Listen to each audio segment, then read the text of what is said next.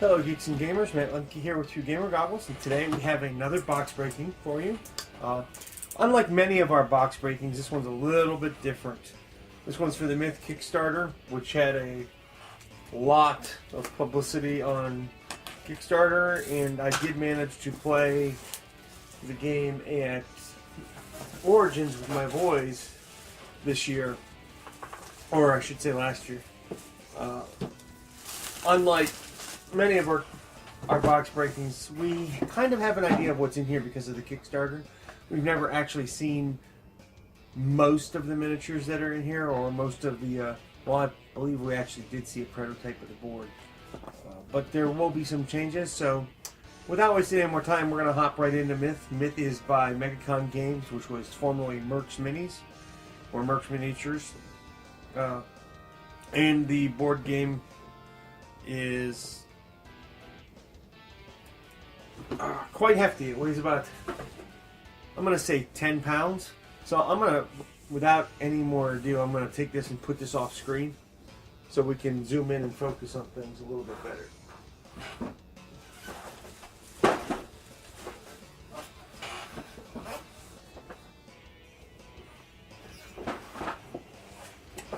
And we'll go ahead and we'll start by zooming in on the rule book. It is, oops, I'm going the wrong way. See all my mess on my table. Zoom back out just a hair. It's a pretty hefty booklet. There's 62 pages. Right on the first page it gives you the contents and the glossary. And you can see that the first 30 pages or so are basically the rules. Then after that you start getting into, well, the darkness is part of the rules too. So after that you get into like item descriptions, serendipity, alternate rules for different games, story quests, component reference, and the index. We're not going to waste a lot of time looking at the rules. We're just going to kind of, because, you know, most of what's in it is in the box. There's a full setup. They did a really good job. There's a lot of pictures of the rule book. We're already into the game round for chapter 5 here. At the bottom of every page there is a cycle or a description for the cycles, the different cycles of the game. And then you have a breakdown for the heroes and how they play.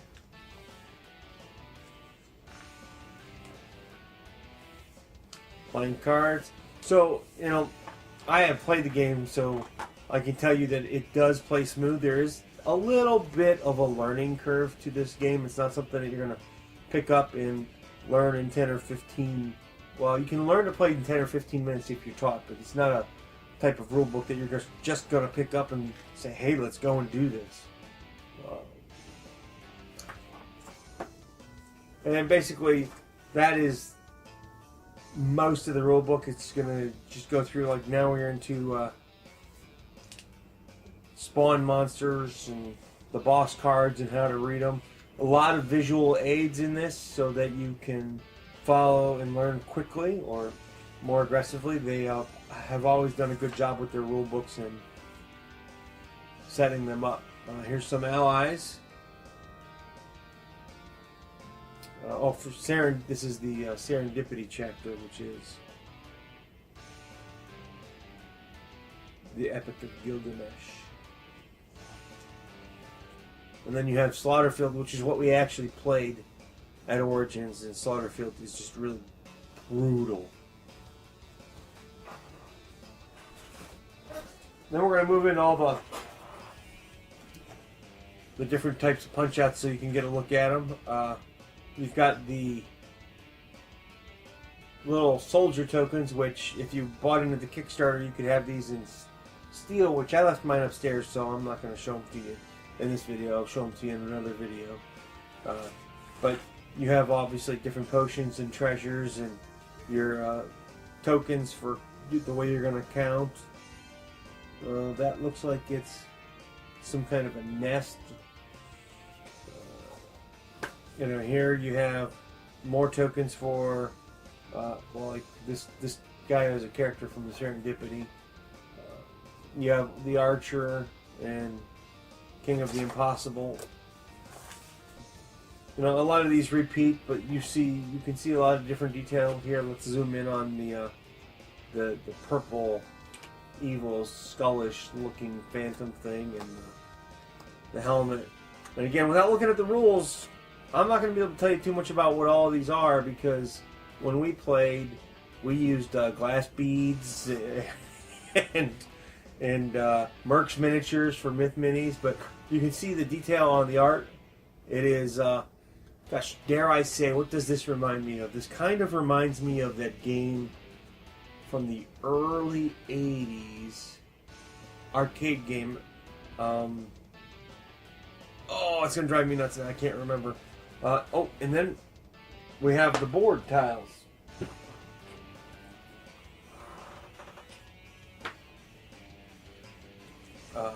Which I'm going to have to zoom out quite a bit for you to get an idea. I mean, these boards can be big. I'm almost all the way out, and I barely have 2 of the tiles on the table to give you an idea. Well, here's an idea. 8.5 by 11 sheet of paper. So they're 12 by 12. I should have known that. And they're 2-sided. So you can create different settings with them. And then there's more of the Punchouts. Oh, which I didn't show you before. They are 2-sided. If you couldn't know that. And unlike some Punchouts for other games, these punch out fairly easy.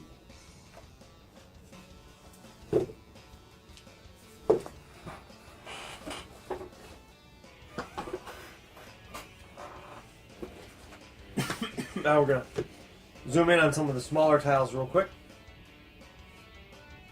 I believe these are all double-sided as well. These are about 6 by 6. Yep, 6 by 6. Zoom up just a hair. This is like part of an inn. On the back you've got like a cavern. Another part of the floor plan with a sewer entrance. Well, these tiles are really good. They're pretty universal. You could use them for a lot of different game systems, a lot of different things that you want to do. And then you have like some smaller hallway tiles. Half a dozen of those. Well, yeah, technically because they're double-sided.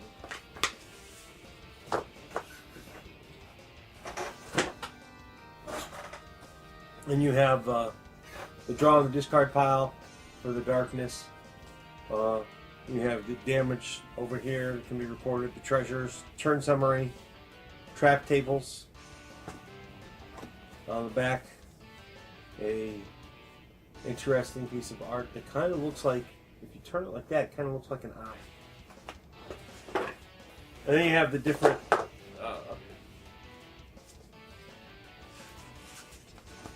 hero, like we'll call them layouts, because you pop these out and then you can put in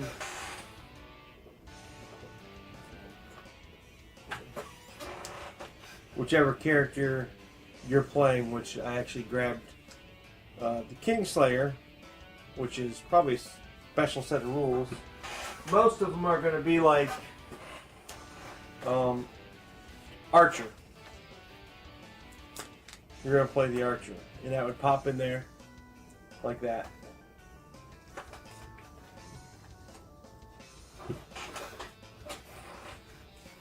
And then you would have what level of threat you're at here, your vitality counter. You play your actions, or your cards effectively would go here, here, and here as you play them. And then here's your, like, if you're, well, let's see what I can remember. You have your inventory over here, which is like your draw deck-ish, sort of. And then as you play your helmets and your different pieces of armor or items that you can equip, you put them there. And you get enough of those for 1, 2, 3, 4, 5 heroes.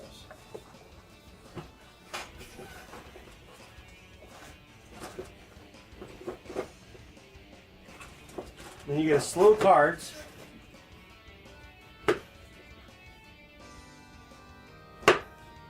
Which many of these have different meanings to them, and we're not going to spend a lot of time on the cards until we actually play the game. All the backs, well, most of the backs are the same. I'm going to guess these are the hero-related cards. No, these might be the special. I figured these were the hero-related cards because they had the different back, but it looks like, well, there might be 2 different sets of cards here. And there it is. There's at least 2 sets of cards there.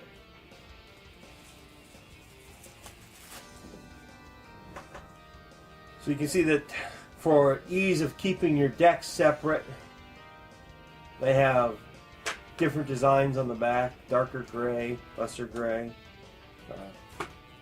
You have the different cards for different parts of the game. Like for the darkness, this is aggressive spawn, and then you have a focused spawn right underneath it. So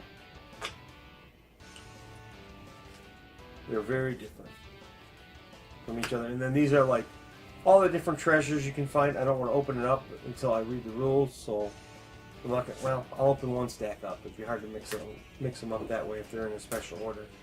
I mean, I'll be able to, but it'll be less likely that I can't put them back together. You have the different types of items here. There we go. You have leather armor, a helm, your buckler, and these are the types of things that you can equip to your character that go on that board that we just showed you. Robes, obviously depending on which hero you're playing is going to depend on what you're going to use. And then there's some currency cards. Oops. And the cards in and of themselves are pretty high quality. They bend pretty well and they come back pretty well. Yeah, I know, you're probably yelling at me for doing that to my brand new game, but it'll flatten out under a stack of books. And we'll go ahead and we'll flip through one of these little decks real quick.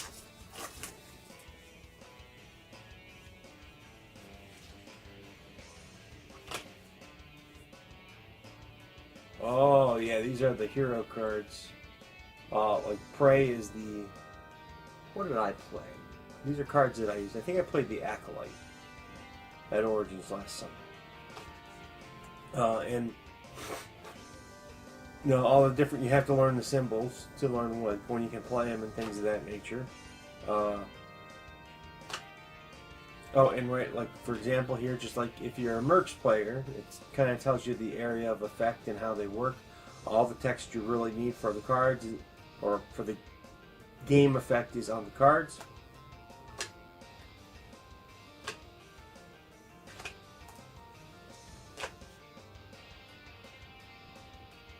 Now these are a little bit glossier than the other ones, and these have more of a playing deck feel to them. They have a high... You can even almost see it. If I angle it just right in the light, you can see the amount of shellac that is on the card to protect the cards.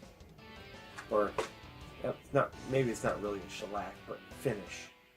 And you can see the grain on it. So they are definitely a high gloss item. And, you know, they sent enough, more than enough, sleeve protectors that you can sleeve everything that you receive. Of course, it's hard to have a game with miniatures in it without dice. These D10s. Let's see how good they are. I like the color. I'm gonna go with I like the color of these dice a lot. I, however, do like how they roll.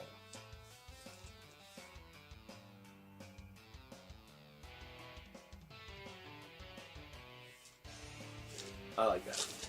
And then you got the simple dice, which I don't remember what half of these mean. I don't remember it at all.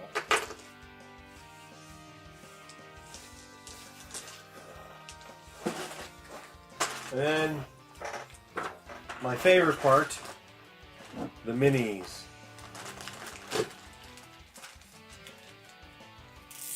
Which they come unpainted, which for some people that'll be okay. Uh-oh. I just dropped one.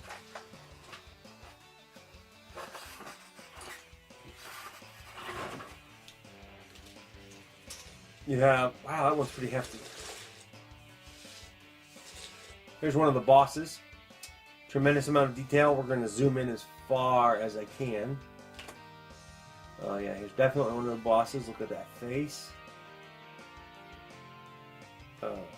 They're glued into these bases already.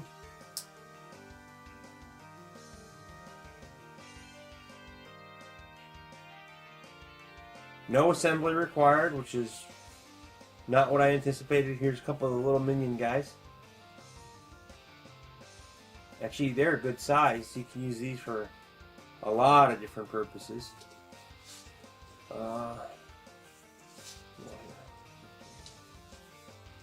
Sort these out real quick. Sort of. A couple of them got stuck together in shipping.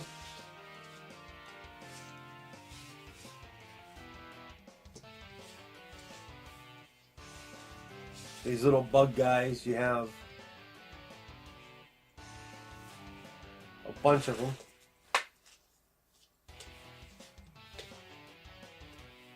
I actually have to zoom out of here for it.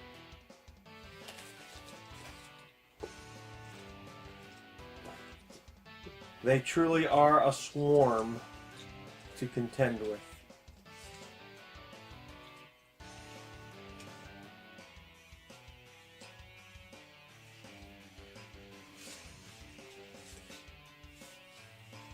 One, 2, 3, 4, 5, 6, 7, 8, 9, 10, 11, 12, 13, 14, 15 of these. I'm going to guess that there's probably about 15 of the little goblin guys. And, you know, of course, Mom. So we're going to take a look at one of these guys. We'll zoom in real close. Start with the back side, I guess.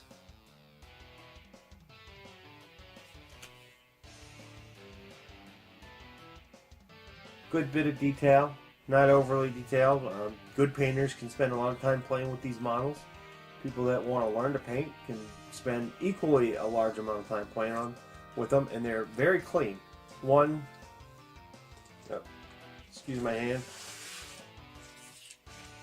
Zooming back out.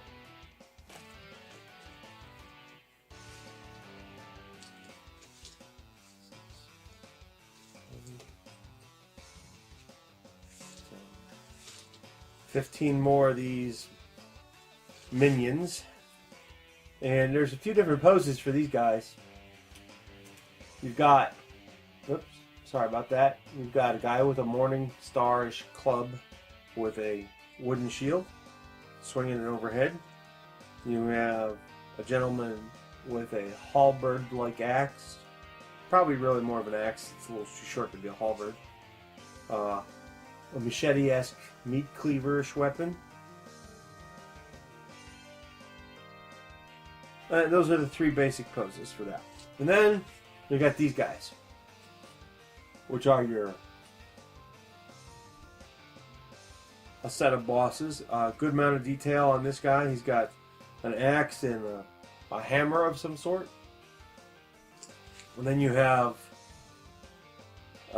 his his brother, who kind of looks like the gladiator version of the dude, with I don't know what you'd call that. It's some kind of a sword. Almost meat cleaver-ish, but not quite. Definitely used for hacking and chopping off limbs, probably. And then you've got his twin. Of course, you have a couple of scorpions, which there is a little cleanup on this model, but that comes right off. All you gotta do is take a knife like this.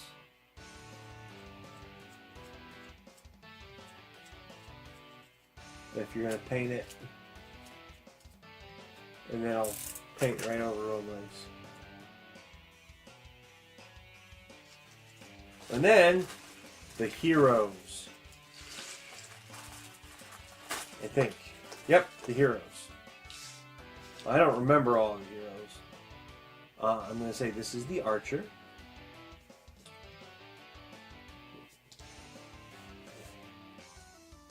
We have the warrior. His sword is a little bit bent, but that's an easy fix. All you gotta do is take a blow dryer to it and it'll straighten it right out. The acolyte, who is blindfolded, so he has to see by faith. I believe this is the monk, or is this this might be the apprentice. I think I confused myself, and I want to use him as a monk. Let's see here. Yeah, he is the apprentice. This is the guy that in the Kickstarter they had some tattoos on his belly and stuff. He kind of looks like he's a monk, but he's really a caster. You could use him either way, I suppose. I suppose you could swap him in and out for the warrior. And he is a hero, as is the archer and the brigand, which I didn't remember this guy being a hero. He has a, we're going to call that a claw. It kind of looks like a boomerang or a wishbone weapon, but you know, it's make-believe, so it's however you want it to be used. You want it to be a thrusting weapon, a slicing weapon. It's a little bit of both. And who knows, maybe if he's really good at it, he can throw it like a boomerang.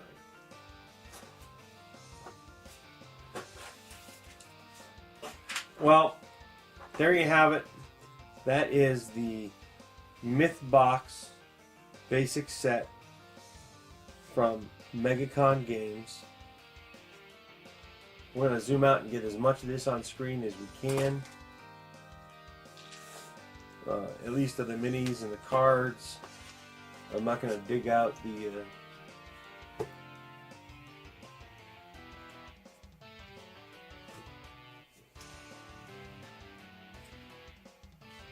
the board pieces again.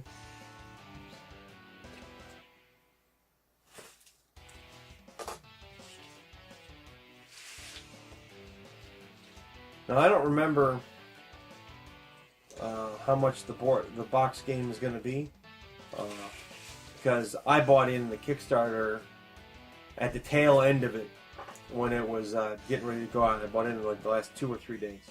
So this is the base game along with the tiles, the rules, and a few other extras like Torchbearer, which I have upstairs. I was just going to do an assembly video on it for you because he is actually a pewter model.